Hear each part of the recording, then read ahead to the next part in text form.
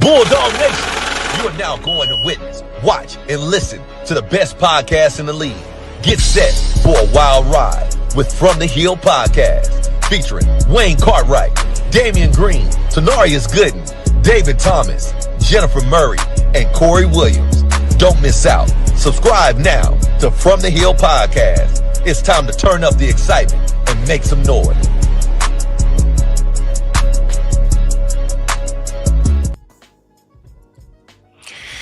What's going on, everybody? What's good? Man, you know, we here, man. We're here to do it again. Last show of the season. And last one of the season. And what a season it has been, not just for us, but just in Bulldog Nation and just in the world in general. I want to get right into things, but let me just say this real quick, like we always do. Ladies and gentlemen, thank you for tuning in once again. Make sure that you hit the like button tonight. If you're watching us for the first time, and you have never subscribed, tonight's a good night as any to do so. Across the bottom of the screen, we got some updates. We got some spring sports that are in action. You'll see there across the bottom, bowling.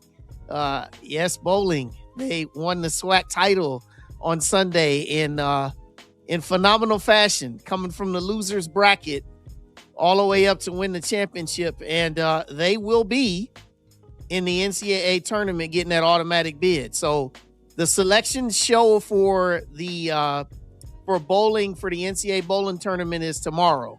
So they'll find out where they're headed. There's 19 teams that get to participate in the NCAA tournament. 11 by automatic bid and 8 are selected at large. So, hey, it's great for the Lady Bulldog bowling team getting their business done in grand fashion by beating Alabama State. Yes. Hey, can I say real quick regarding bowling? So I watched some of the lives, and I don't know if it was Coach or somebody else that was streaming, but shout out to them.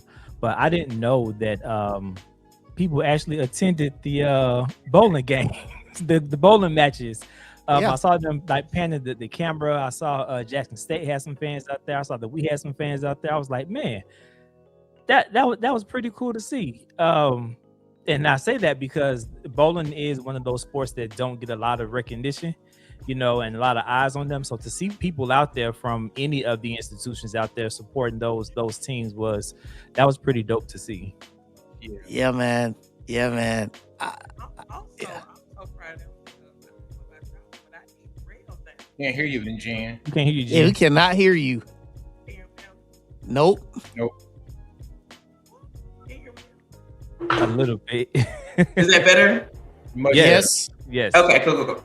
So I am so proud of them because when I bowl, I need the rails down, because I'm just on straight gutter ball action over here. So I'm so proud of them. Like, they did that. And what's so crazy is that it was really intense. It was very strict. I was stressed. Oh, they had some good energy out there. Oh, man, that energy. Yes, they did. Very proud of the young ladies. Just seeing the chants and how energetic and the pride that they displayed, it just showed that you can tell that they believed in themselves. And even when they were celebrating, they actually believed in it. They didn't just chant just to chant. You can actually tell that, hey, they believed in what they were saying. And they represented Bulldog Nation. Awesome. Down 3-0 to Jackson. And they used that momentum just to keep them going on throughout the championship. So major props to the young ladies, the MVP, all the other young ladies, and the coach as well, because the coach had to believe in those young ladies for them to believe in themselves. So great job. Yeah, Coach James Moore and his wife. Yes, and we've had them on here, and like they really love those kids. They love them. They love those kids, and it shows. MVP. Yes. MVP. Rose. Yes. Rose. Hey, Rose kept that team motivated, and she was encouraging them. And I'm trying to tell you, lost her voice and everything. It actually did. Hey, know what? You brought up something, Corey. You said that they were down 3-0, and they came back from a 3-0 deficit in the best of 7. And I wanna say something real quick. And this is really cool. I really love this because there was a certain person, not gonna say their name, but there was a certain person that represented that school that we were down 3-0 to, that had already put them in the finals against Alabama State. They put it on Twitter on Sunday afternoon. Wow. They had to walk that energy all the way back. This person, they have a very bad habit of running amok with posting a lot of things on Twitter, going after people, and it felt real good to see them have to walk that comment back.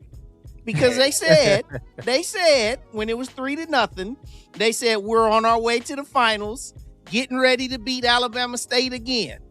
Oh, I wow. said, okay. And lo and behold, we come all the way back and put the silence and mute button on you for one time.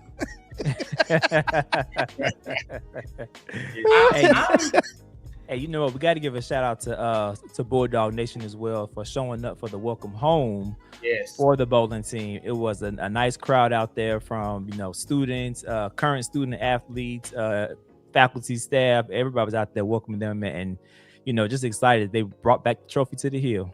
Yeah, man. And well, one thing we're just really not. We just gotta really I just want to hammer home is that not only did we win a SWAC championship, we beat the team down the street, and whooped them. What the people say? Built to A. It was as they say in the NBA, when you win 4 games to 1, they call it a gentleman's sweep.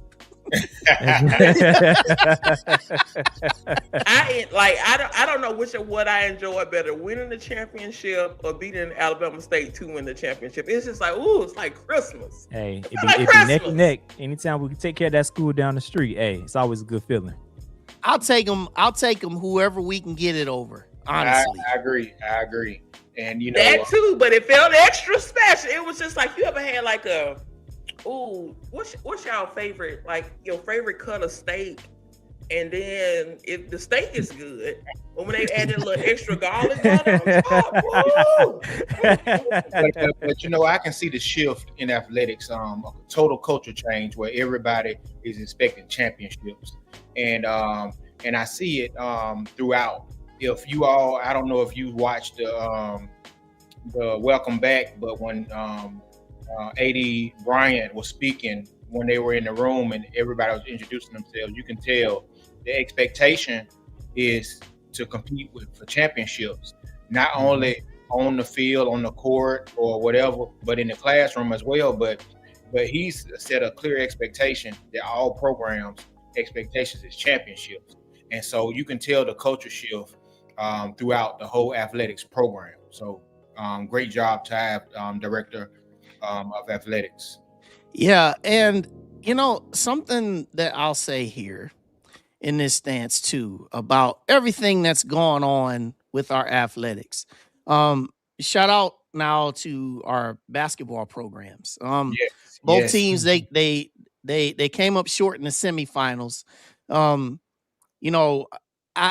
men, there's no slouch to losing the game that they did to Prairie View, because you saw Prairie View was just on one, man. Hey, that team was a different animal against everybody. They were just playing lights out, and they would beat anybody. So, hey, shout out to PV.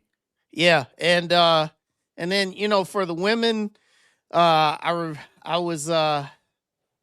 watched that game where they fell. I was actually sitting at the clerking table there at the NCAAs where I was working.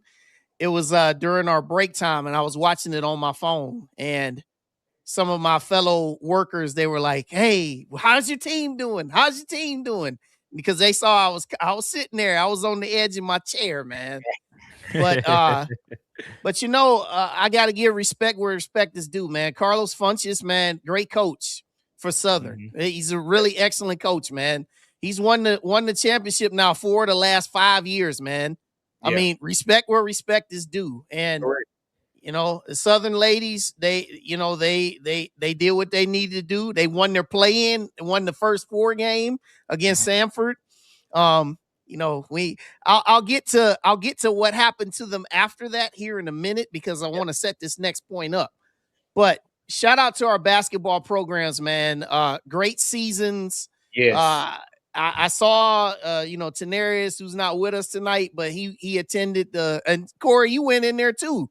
Yes, Coach. The celebration.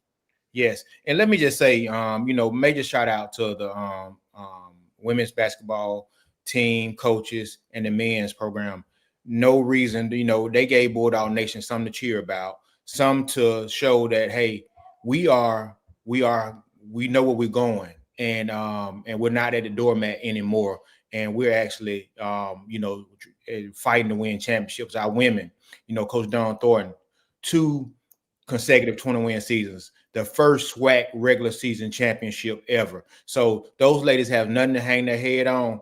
When you're in those conference tournaments in our league, it's only a 1 bid league. So, for teams, you beat Southern twice this year. I don't know when the last time we beat them twice. We beat Florida A&M 3 times. So we would define the odds throughout. So it came down to the end, and the young lady hit a last-second shot. But it's nothing for our girls to hang their head on. They played tough defense, won the best offensive night, but hey, they gave it their all. So, hey, you have days like that, but at the end of the day, they made history. They rewritten the books, and so very proud of them.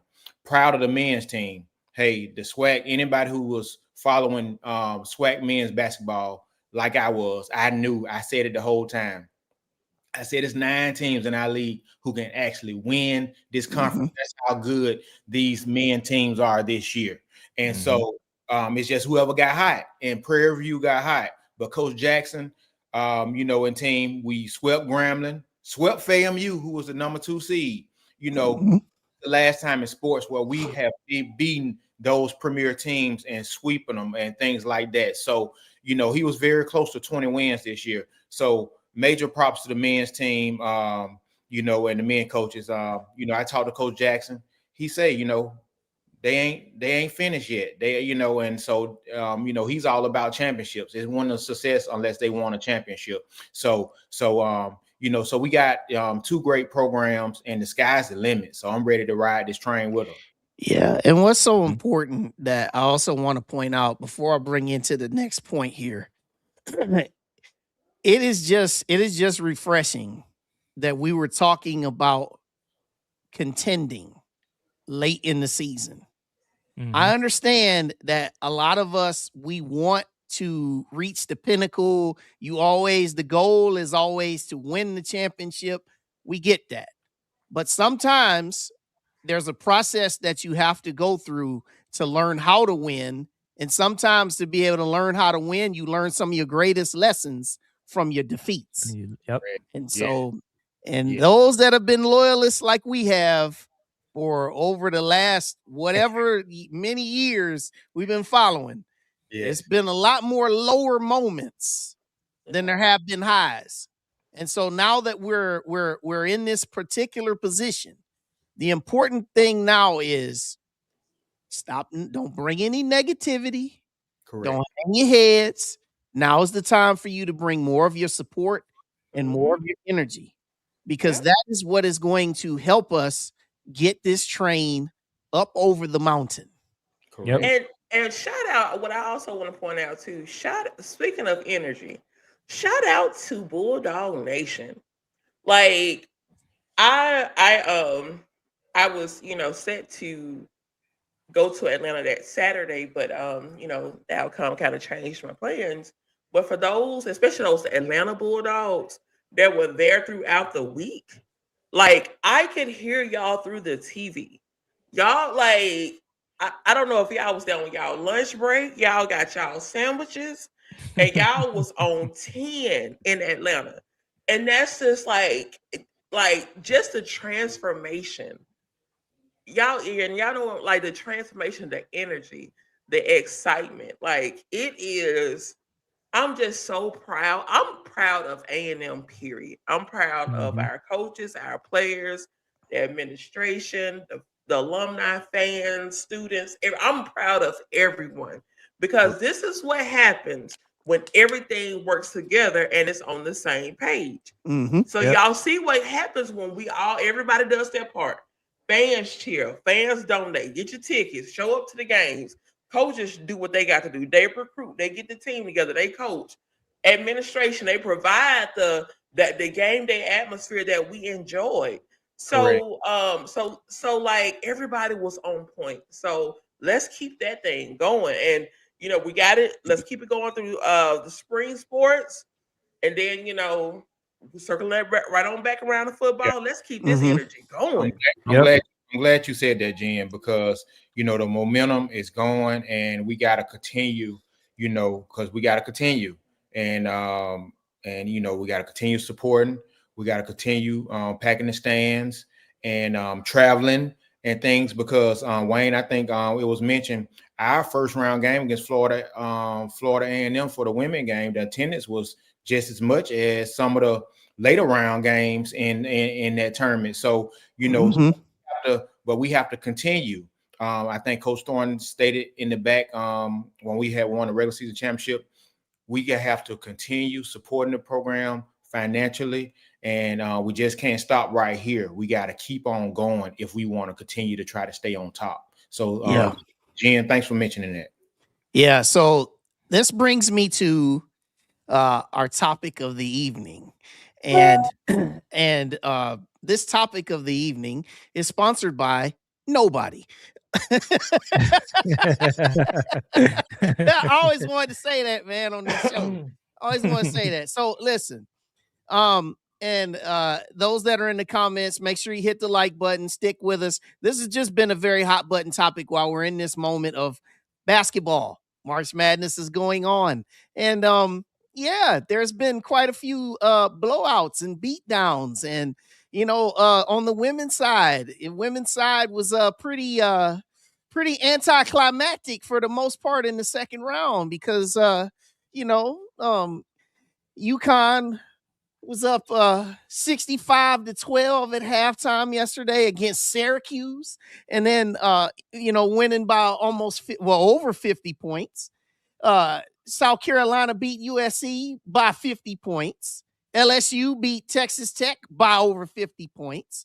And I saw that there has been so much talk about money. There's been a lot of these coaches, and this isn't just some slouch coaches. These are coaches from like Texas Tech, Big 12, power leagues, sitting here at the podium talking about, well, in order for us to compete, we need more funding, we need more finances, we need more backing. All right, that was one of the common things that I heard from that stance. The other stance, though, which is most important for where we are, I saw a lot of bickering and a lot of chatter about how people say, well, we keep sending our teams to the NCAA tournament getting hammered, getting beat to sleep. Like we could have just had our own tournament for all that. And here's the thing, okay? And I'm going to let y'all chime in here in just a moment. But if you would allow me just to bring a couple of points here. So they tried that. They tried the let's have our own tournament. And some of the Division I teams didn't want to play in it for good reason. And those that did play in it, you saw it was an empty arena. Now, people, if we did have our own tournament, and let's say all of our best teams played in it, somebody would eventually say, man, I wonder what our teams would do if we played in the big tournaments. So there's a flip-flopping nature that goes on here.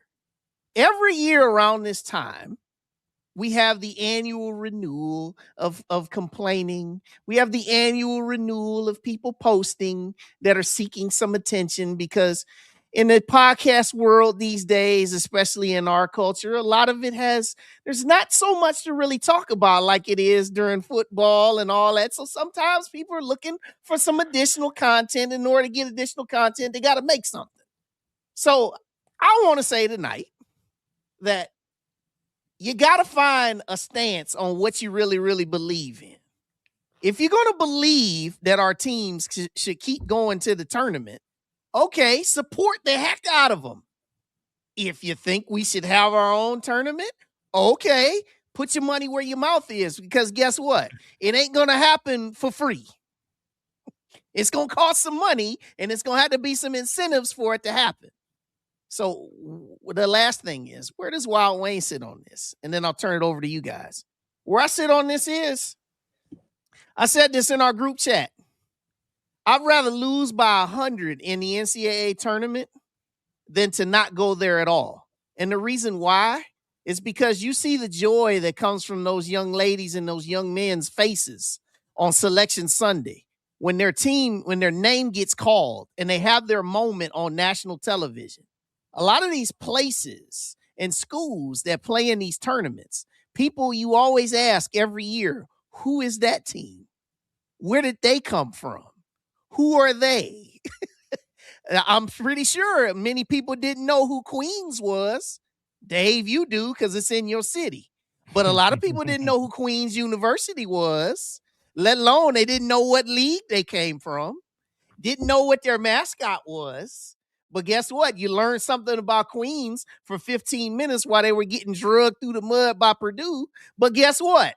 They made it, and they were excited because it allows people to see what their school is. High Point. Dave, you know High Point because they're in your state. Man, that campus? Nobody knew until they went and saw it, though. That campus right there, boy. But think about it if it's Alabama A&M. Mm-hmm. The people who are watching, how many times do you wear an Alabama A&M hat? The full words, Alabama A&M. How many times do people ignore the A&M part? How many times do people see A&M and say, oh, Texas A&M? How many times do people, when you tell people that you went to Alabama A&M, do they say, oh, okay. I actually told somebody when I told them, I said, I graduated from Alabama A&M. And they go, oh, okay. And I asked them, I said, you don't know where that is, do you? And they said, no. I said, it's okay. Say you don't know where it is. But you have these opportunities like the NCAA tournament that can put your name and your school on the map. All right, I turn it over to y'all. Anybody go for it. Mm-hmm. Listen, I totally agree. One of the things I did miss, and I tweeted this because Birmingham has had the opportunity to host both the first and second rounds of the men's tournament and the Sweet 16 and Elite 8 of the regional tournaments for the women. And I've attended both. First of all, the energy is crazy. So if you ever get a chance to go to any March Madness events, go, because the energy in the building is insane. Even if it's your team, if it's not, it's just fun to watch that energy. But like you said, that prestige. No matter what happens, all of those athletes that had any type of postseason exposure, they will have that for the rest of their lives. They all can talk to their grandkids and their church members all bragging such and such made it to the big dance, or they made it to the WBIT, or they made it to the NIT. So you have that, and again, that platform is so amazing for recruiting. And one of the things that I know people felt the kind of way about the HBCUs attending, but it was a lot of positive. If y'all was on social media, it was a lot of positive imagery for the teams that competed, because if they, even if there was the score, they were talking about the bands, they were talking about the fans, they were talking about the cheerleading. And so it's our culture, because HBCUs have distinct culture. It is our culture on the map. And so some people they may feel away, but that is a recruiting tool. Like, hey, I want to see what they got going on down there. So exactly, Reese Dog, that's exactly like with Southern's band. I saw a lot of positive commentary about their band, even though the score was what it was. So many people was excited about seeing their band.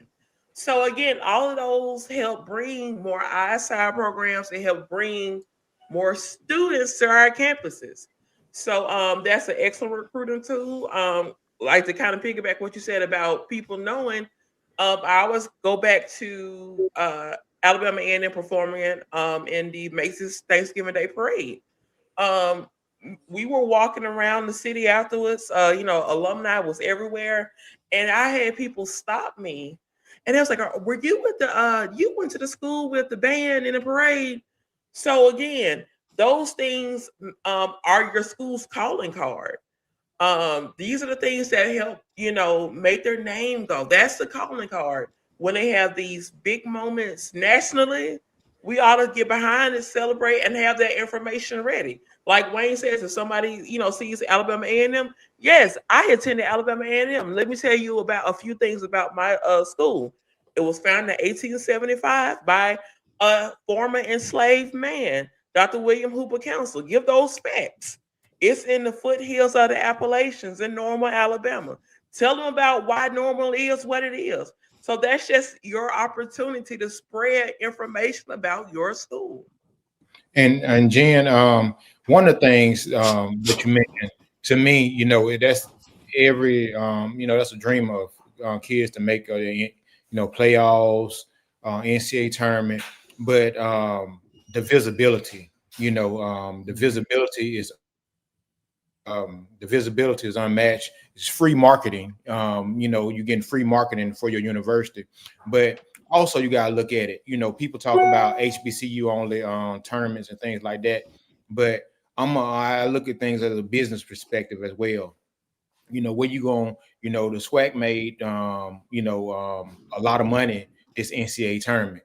You're not going to get that from any other HBCU tournament and things of that sort. So it has to, when you're talking about, I understand people being their feelings about certain things, but you have to look at the financial impact, the visibility, and what that does for the university. And so my only issue is with, I think, as far as seating, I think, I know they go by a lot of different things, but I think even though you have a weaker conference, when you win a tournament, I still think somehow they ought to look at. I know they've been looking at more teams, adding more teams, and things like that because of some regular season champions. They may get knocked out in one bid leagues, but that's the only thing I have as far as about seedings. I think you ought to reward someone, at least in that first round, reward somebody for winning that tournament, even though they're playing lesser competition.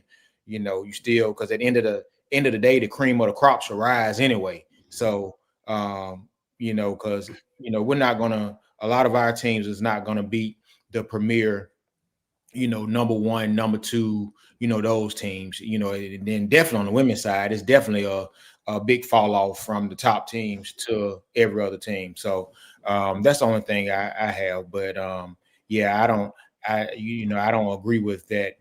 Getting away from NCAA tournament and all of that. Yes. Yeah, for me, it was if you, I guess, step back, which is kind of hard for us to do because we are fans, right? We definitely want to see our teams compete. We want to see our teams win.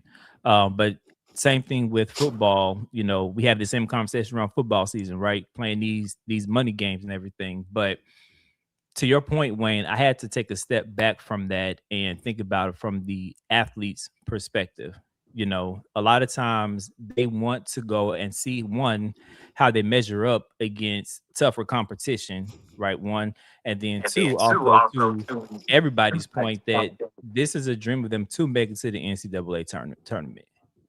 So I think if we take it from that perspective of a fan, we can find solace in us going to these games and or these terms and getting beat, because we're not the ones out there playing. It's the athletes that have worked hard to get them to where they are, and then they get the opportunity to live out their dreams. So what if they lose? I mean, of course they want to win, but they still get to fulfill their dream of being a part of the NCAA tournament. So when they leave their campus and go wherever, graduate, work, whatever, when they have their kids and everything, this is an experience that they get to share, with their grandchildren or whatever. Say, hey, when I was in school, I played college ball and we went to the NCAA tournament. It's more than just a game. It's a experience that they're getting, And so I think if we as fans can remember that part when we have these conversations over and over and over and over and over and over again, maybe we can have them from a different perspective because we're thinking about it from a different perspective. And Dave, even those athletes who desire to go to the next level, that's why it's important. Football, some of these money games, and even in some of the basketball, playing some of the stiffer competition, because scouts look at tape, and sometimes games like this, whether it's basketball or football, that allows players to be able to go to the league, Yep. because they performed against teams and perform well. So you have to look at it from their perspective as well, because of their desires to get to the next level. Yep. And we saw that. I mean, we always hear that, but if anybody, followed Carson Wentz's journey, right, when he got drafted, all the interviews that they had on social media, all those analysts and coaches, they did say, hey, he's getting this invite, but how is he going to measure up against, all these other, players from these bigger schools?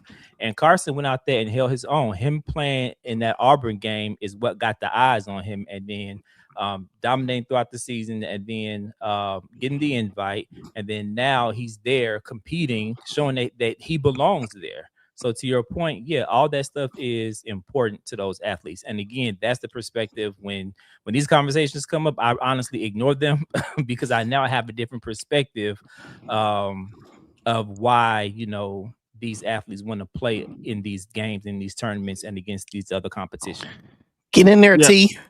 I mean, with that, I think everybody's perspective is important. Like I never played college anything. However, I can only speak from an alum.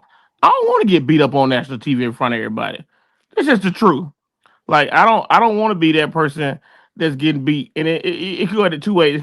You can look at all the positive things of what you guys said, but it also go what other people say. I told y'all though HBCU players can play. They don't need to be here anyway. They can't even put the ball in the hole. You know what I'm saying? So it could go either way. And I just don't. I haven't. It'll happen one day, but in my lifetime, I haven't seen where it benefits us in basketball on the court.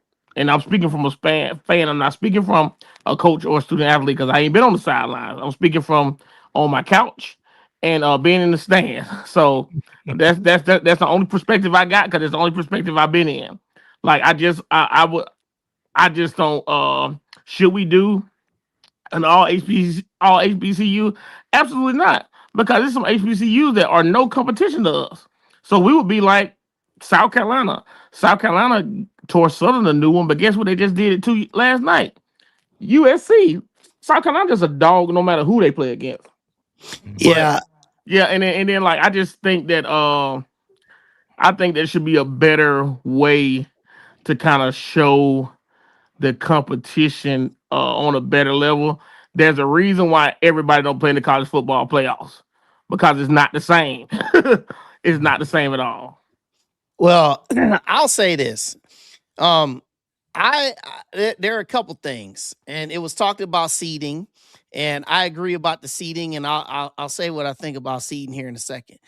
But I did participate. Y'all know I was a college athlete. I ran at Alabama A&M, and we went to places that we didn't belong. I mean, we went against Florida, went to the Florida Relays, went to South Carolina, went to Alabama, Auburn. I mean, listen, the only time I ever finished last in a race was in college. No, that's the only time I ever finished last in a race. And listen, it wasn't for the fact that I wasn't trying. It's just the fact that I was outclassed. And but being outclassed, I knew that going in. I still take from this though, to Dave's point. I take away the memories that I got to compete at campuses that I would have never been recruited by, schools and teams that I never would have made, right? We know what it is with our HBCU teams when we play on the basketball court.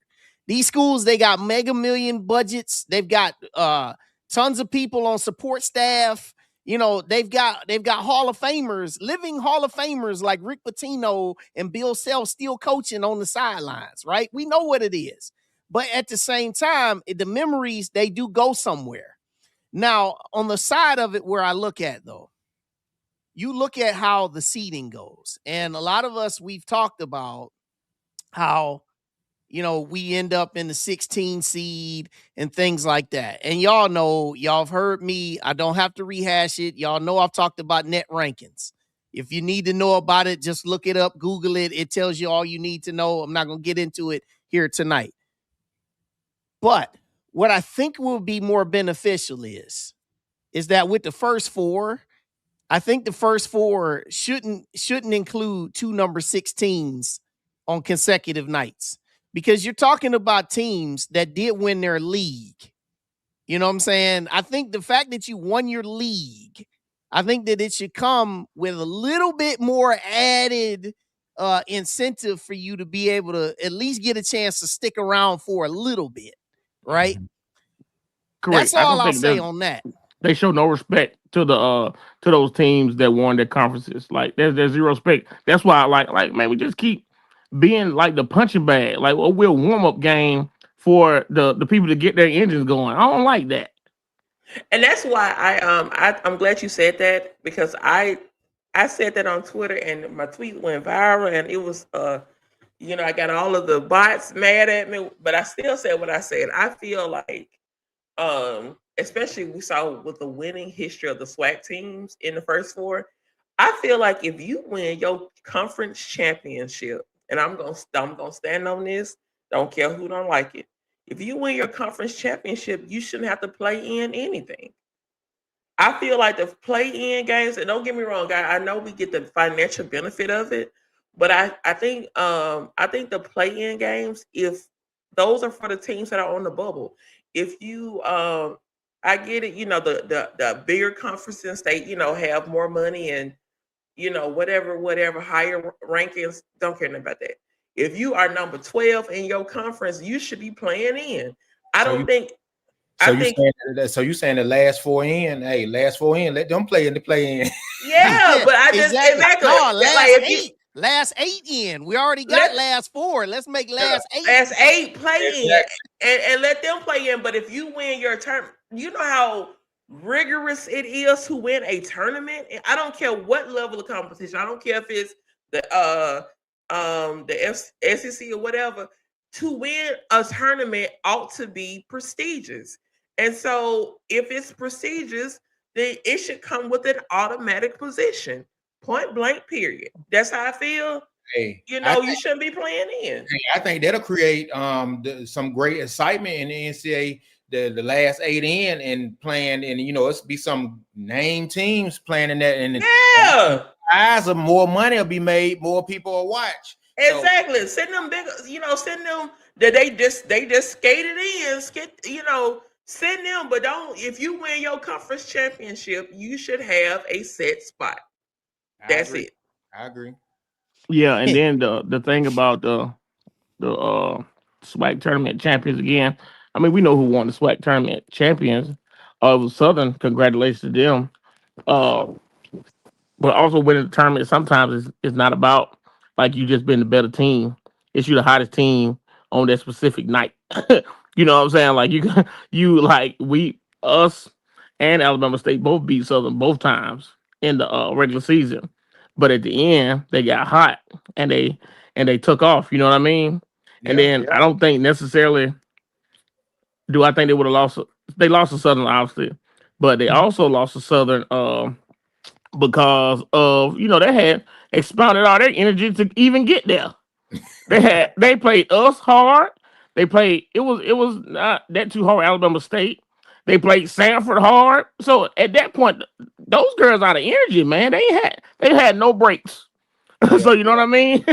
And then you got to look at two teams like Sanford. The Sanford was a number 6 seed coming Right. out of the conference, and Right. got won that tournament. So, yeah, it's just a lot, that you got to look at in those one bid leagues, and it's you're going to be having an excellent regular season, but hey, if you don't win the tournament, you don't go to. Yeah. And I know we're talking about A&M obviously, but I just want to mention this real quick.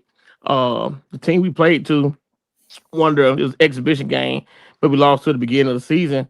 And UH women about to go to the Elite Eight in the Division Two tournament. Those girls, they did good at the end, but they're still playing now. So that showed the competition, even that we played against them. What was the score of that game, Corey? When we played UH, was it tight? Hey, it was a tight game, and I knew, and we was there, and we was like, hey, this ain't the same UH team from last year because those Right. girls, they So shout out to the second best school in Huntsville. But yeah, they doing they doing all right. I mean, salute to them. I mean, I want at this point I want to see them win. I'm a Huntsville native.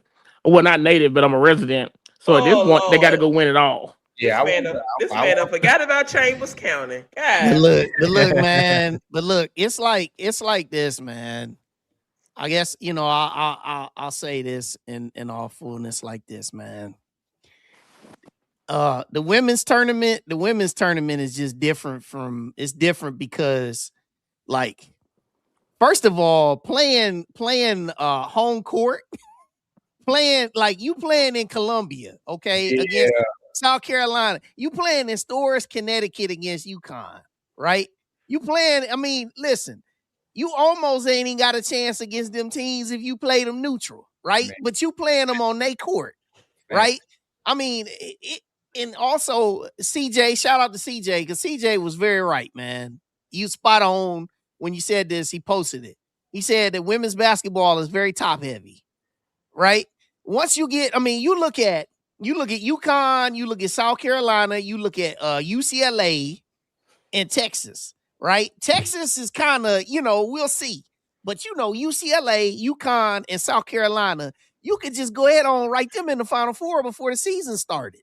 You knew this because the talent level it far and away exceeds. And it's always like that in the women's game. Remember how Baylor, when Morky was coaching them, man, one year they went 40-0, right? Yeah. I mean, it's just crazy. And the thing, go ahead. Like you were saying, and Coach Yo for Ole Miss, she commented, she said her goal is to have home court, because that played a big part. Yeah. And playing those teams like that, and like you say, in the first and second round, if you don't have home court, it's rough. And so she said her goal is to have home court because that was a disadvantage for them, and they only lost by 1 point. I mean, can you imagine this, dog? Listen, you playing the most important game of your season to extend your season, and you playing in front of a hostile environment. You might have 6 of your people there. You might have your little section behind the bench. Iowa yesterday. Shout out to Virginia. I watched that whole game. Virginia went into Iowa and beat them in double overtime. It was 15,000 people there in Carver Hawkeye Arena. My wife was looking. She said, "They playing in Iowa in the NCAA tournament?" I said, "Yeah." I mean, and that's something that I think is wrong with that setup. I mean, I'm like, listen, I get it. There's only certain teams that draw fans like that, and they trying to make money. But man, we got to do a little something better than this now. Because I'm like, man, come on. It's already tough enough to play the teams. But man, now you playing in front of their fans? South Carolina never had to leave there. Like, you're not going in there to beat those people. No. I mean, for real, man. I mean, now, for the men's game, we know that the complaints are continuing to mount because, last year you saw it that there were no mid-majors that made Sweet 16. Same thing again, right? It is what it is. And, one thing that they will do, they'll try to make changes if they see audience participation start to go away. Because that's one thing they'll do with the men's game. If audience participation start going away, they're like, "Hey, we got to make a few tweaks here." Right? You think audience participation will go away though because of mid-majors as long as you got your big dogs in there? Well, I'm saying it'll be certain teams though. If it begins to become the same teams making it all the time, you'll get the fatigue from fans. You'll get it. Trust it. You'll get it. Because as many rivalries and stuff that's out here in college sports, you'll get it.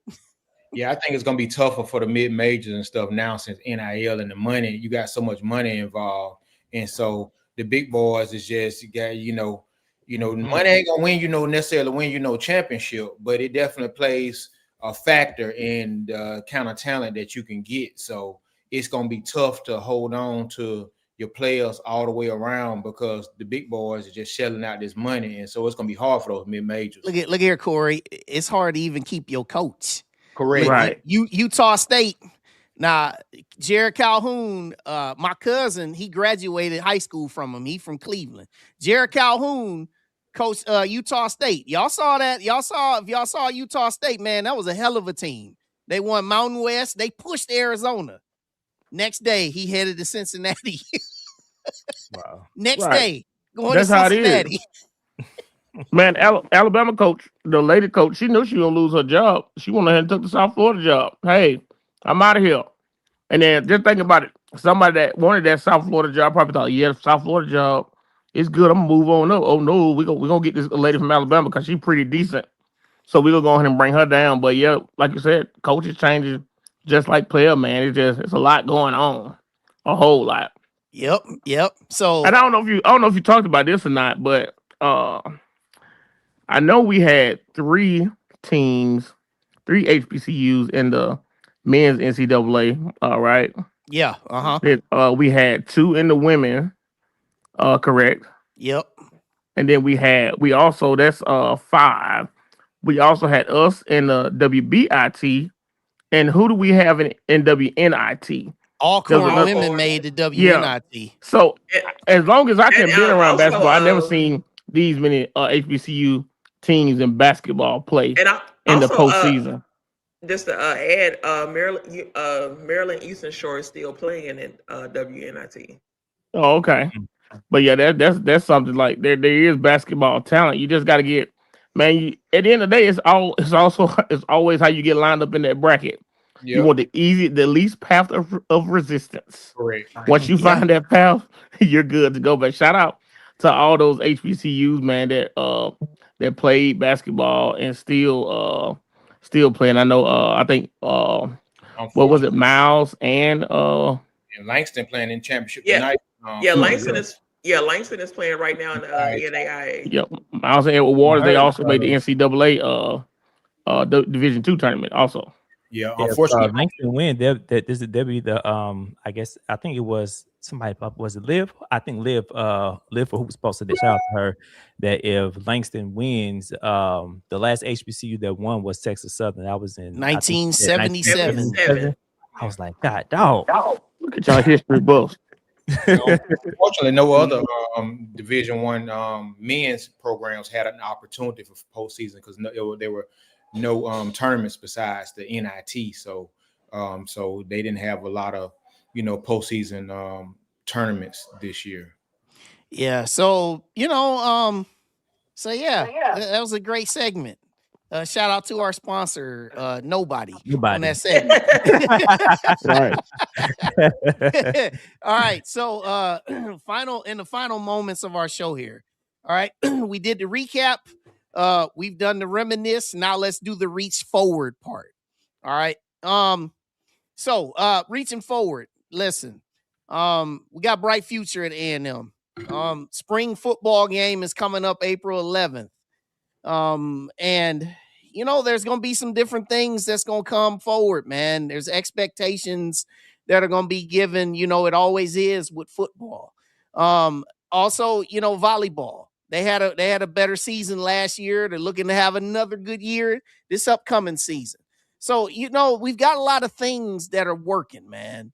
But the important thing, as we said before, is that everybody, they got to just continue to stay on board, man. And those that haven't gotten on board, it's as good a time as any to get your tail on board, man. Start making some donations, start showing up, start telling folks, mostly, man, just start telling folks. Just word of mouth, man. Hey, Alabama A&M, look, man, we doing something, Listen. and yeah, that's where we at. Go ahead, Jen. I'm sorry, I didn't mean to cut you off. But I mean, one of the easiest things you can do is free. Use your social media. Use your social media to especially on Twitter. Twitter is where a lot of I know it's X, but mama call it Twitter. That's what I'm gonna call it. Where the players post their commitment offers. That's your opportunity to be like, hey, well, congratulations on your offer, and then post something nice about A&M. So like everyone has a role. So even if it's just boosting those wins, when our players get those let's SWAC player of the week, retweet that, congratulate them.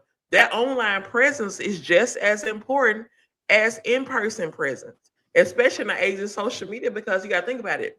This generation of student athletes, they love clicks and views. They love clicks and views. So make sure that not only we're tapping in, we're showing up to the game, we're buying in, we're getting our season tickets, all of that stuff. Make sure you also take 5 minutes and retweet a tweet or congratulate them, increase our online presence as well. Yeah, I'm gonna add to that if you don't mind. Like, use your social media to not always say something negative about the school. Like, to not always say what they're not doing. Like, what are you doing besides saying what they're not doing? Like, you do something. It's free. Hmm. It's free to do stuff. But instead of just always saying what it's not, don't do it. Like, we just did this. We didn't want to talk about A&M need to get a podcast. We are A&M, so we started a podcast. That's Like, literally. like you know what I'm saying? So like, start using it to more for that. And also, Jen and Dave kind of stay in the X world, but over on Instagram too, man. Like, one thing those student athletes do, I make sure I follow all. Like, I try to follow every student that follow us. Like, they do a lot on Instagram too. We got a lot of followers on Instagram, so go over there, man. Like, they enjoy it, man. Repost. Instagram has a repost button now. You just touch the button and repost. So Mhm. I mean, just social media. That's the free stuff you can do. They Free. love the support. They love it. They see it even when you don't think they do. Excuse me, sorry, but yeah, they love the support, man. So social media is a free tool. Use it for positivity. Not saying that like when you need to call people to the carpet, you can do it, but for every time something is said and it's like they need to do this, they need to do this, they ain't doing that, and then you look at their timeline and you see them doing nothing but complaining about what people ain't doing. Come on, Mm-hmm. man. Mhm. And it's nothing wrong with like you said, calling to the carpet, but we have a website called aamusports.com. And if you go to that directory, it's a directory. It has people's contact information, right? So you can shoot an email and be like, hey, I just noticed X, Y, and Z. But yeah, let's just be better about being better ambassadors for our programs.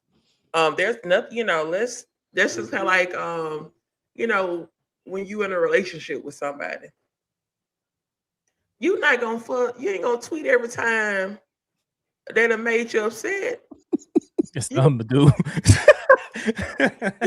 you Yeah, know, you know, hey, yeah. Hey, leave them alone. Hey, that type right there, you run.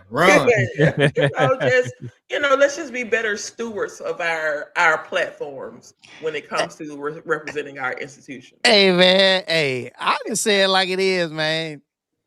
Listen, you know who you are. Stop it. Go ahead, Dave.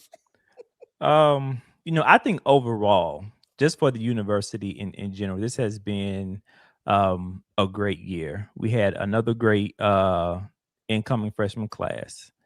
Um, the one thing that I was excited about the most is the campaign, 150th campaign, and I know the goal was 150 billion, but we exceeded that, and that is what really got me excited about the future of Alabama A&M. We currently have, and you guys who are there local, correct me if I'm wrong, but we currently have two new buildings being built right now.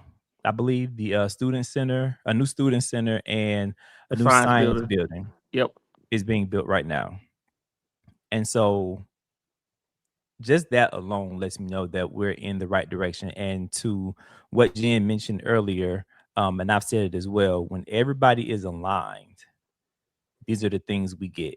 You know, everything is not everything that we want to see, whether it's with the university itself, whether it's with the athletic programs, it's not all going to happen overnight. So, what we're seeing right now, which is why we're saying, you know, get on for this ride that the university is on. The university is going in a great direction. So, I'm just excited to see what's going to happen in the next, 5 to 10 years. Yeah. Yeah. So I'm just really really excited. I'm really excited about what we've been able to do as a group. Season 4, what we've been able to do, just been able to have some of the guests that we've had on this year in this season. Mhm. Football players, football coaches, basketball coaches, baseball coach. We've been able to talk about bowling. We talked about track and field. Shout out to them. We've had so much stuff that we've been able to feel good about. We've talked about the content creators. We've had so many different things, man. And we're gonna look forward to the future because the future is bright, man. And I'm looking forward to seeing many, many more happy returns, man. Really, really happy returns.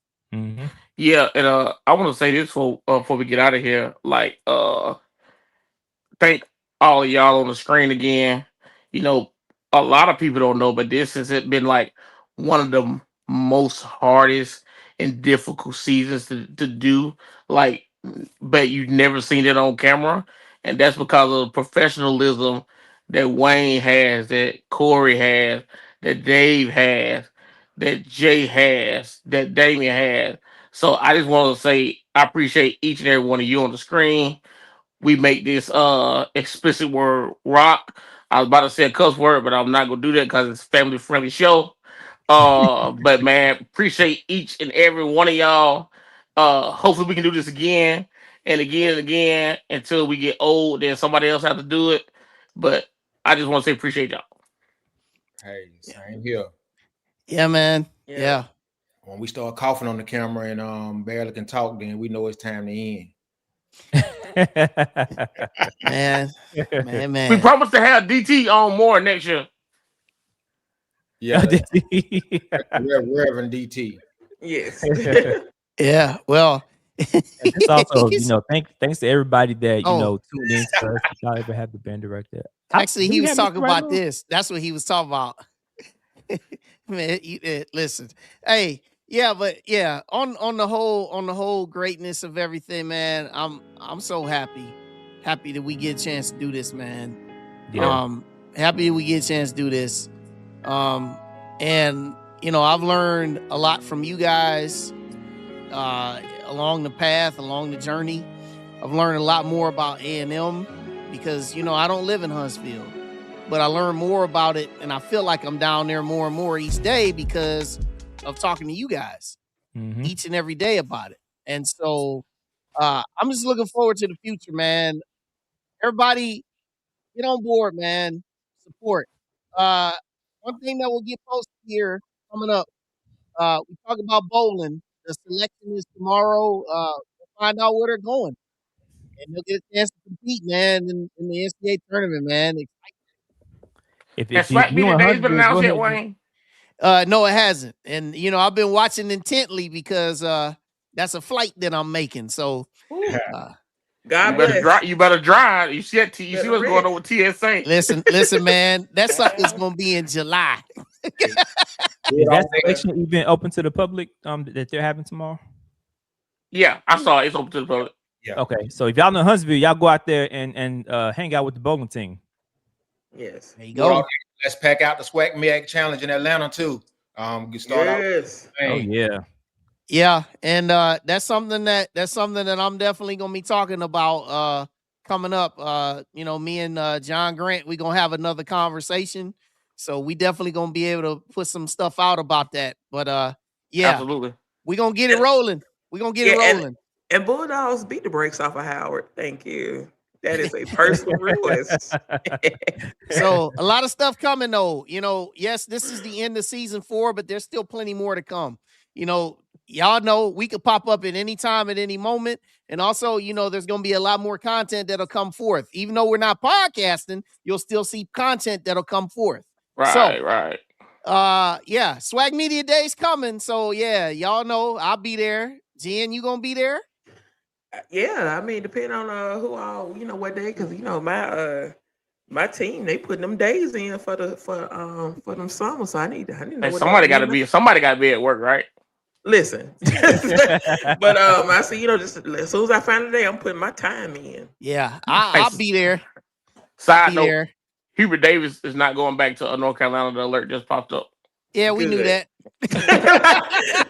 Listen, I'm not a hater, but he rubbed me wrong from that first his introductory press conference. If you don't know what he said, go back and look at it. Right. Hey, but hey, man, real talk though. Shout out to T, shout out to DT, shout out to Jay the Great, Just Dave, Corey Williams. Ladies and gentlemen, that's a wrap for season 4. We'll see you later. We love you. Good night. Peace.